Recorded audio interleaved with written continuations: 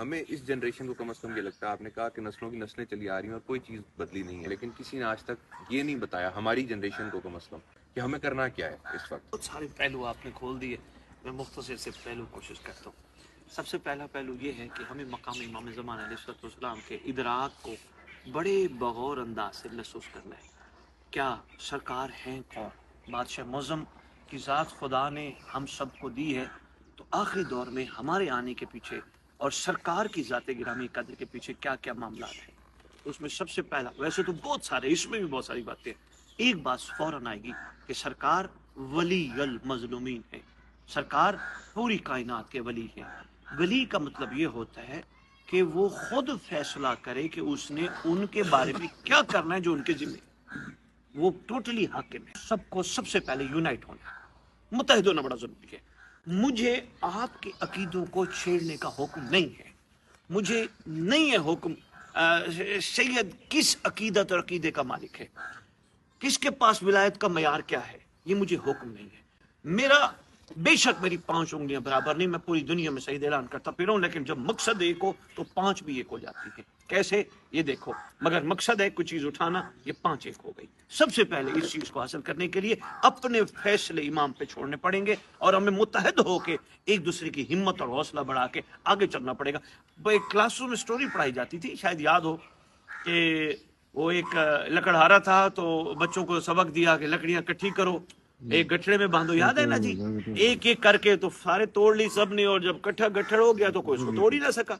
ہمارے ہاں یہ جو چیز ہے، یہ جس کی وجہ سے بہت نقصان ہم ظاہری اٹھا رہے ہیں دنیاوی حوالے سے، اس کے پیچھے ہمارا اتحاد نہیں۔ پہلا کام یونٹی ہے۔ دوسرا کام اپنی صفائی ہے، اپنی صفائی۔ میں اپنے اوپر غور کروں، میں کون، میں کہاں سے آیا، میں کس کے لیے آیا، میں کب تک کے لیے آیا، میں نے لوٹ کے جانا کہاں ہے، میرا خیر خواہ کون ہے۔ مجھے اپنے اندر غور و فکر کرنا بڑا ضروری ہے۔ اور تیسرا کام، مجھے ہر عمل میں ذرا بھی شکوے کی کیفیت نہیں لانی۔ میں بحثیت جوان میں بھائی کو بتا رہا، ذرا بھی شکوے کی، ہمیشہ شکر سے بات شروع ہو اور شکر پہ ختم ہو۔ کیسے پتا چلے کہ میں نے جو عمل کیا ہے کیا وہ ٹھیک کیا یا نہیں ہے؟ اس سید کا اسی سے جڑا دوسرا جواب یہ ہے، حضور جب بھی کوئی عمل کرنے کے بعد کیا جانے والا عمل مجھے چھوٹا نظر آئے اور میں ابھی تک مطمئن نہ ہوں کہ میں نے کچھ نہیں کیا، مجھے اور کرنا ہے، پھر عرفان کا سلسلہ شروع ہوتا ہے۔ حضور ہماری مجالس اور ہماری عزاداریوں کا مقصد صرف اور صرف ایک ہی ہے۔ پہلی بات انہوں نے کر دی، وہ ہے کردار کی بلندی، اور اس کردار کی بلندی کا جو کمال ہے وہ ہے سپاہی امام زمانہ، کنیزہ امام زمانہ، ناصر امام زمانہ۔ اگر ہم اپنی جملہ کاوشوں سے اپنا معیار اس لیول پہ نہیں لا پا رہے، تھوڑا سا ہمیں اس پہ غور و فکر بڑھانا ہوگا، کہیں ہم کھو چکے ہیں۔ ہم رو تو لیے، اس رونے کو ہم چینج کریں۔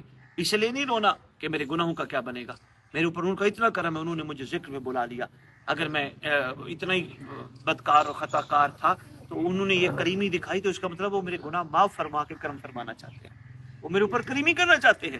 رونا اس بات کا ہے کہ مولا تیرے گھر کے ساتھ ظلم بڑا ہوا، مولا مجھے درد اس بات کا ہے تو صدیوں سے بیٹھا اکیلا خون کے آنسو رو رہا ہے، مولا اکیلا نہ رو، مولا میں تیار ہوں، مولا اللہ جانے اکبر کی شہادت کا تیرے پر کتنا اثر ہوتا ہوگا، مولا اللہ جانے تیرے بابا علی کے اس زخم کا تیرے پر کتنا اثر ہوگا۔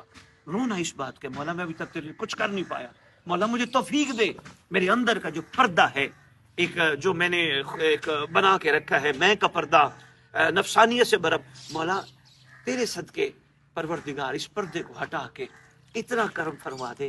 میں تو کہتا ہوں آپ ہمارے ہو، ایک دفعہ آپ بھی کہہ دو تو ہمارے۔